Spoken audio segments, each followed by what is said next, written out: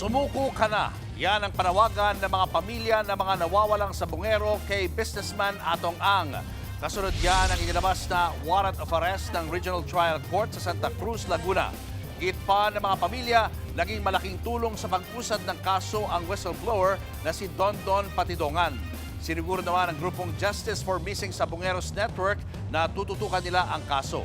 Panawagan ng grupo, panagutin ang lahat ng sangkot sa pagkawala ng mga sabungero.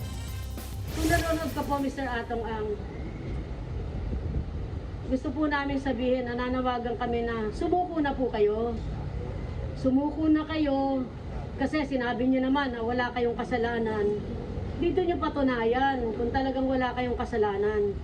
Napakarami niyo pong abogado, napakarami pong magdidepensa sa inyo. Panawagan namin sa kanya, sumuko na siya, sagutin niya yung mga aligasyon sa kanya ng makatotohanan, masabi yung kanyang partisipasyon dito sa kasong ito, at maisama pa sana yung iba pang dapat mapanagot dito sa pagkawala ng mga sabungero.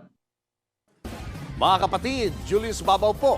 Para sa komprehensibo at makabuluhang balitaan at talakayan, mag-follow at mag-subscribe na sa social media pages ng News 5.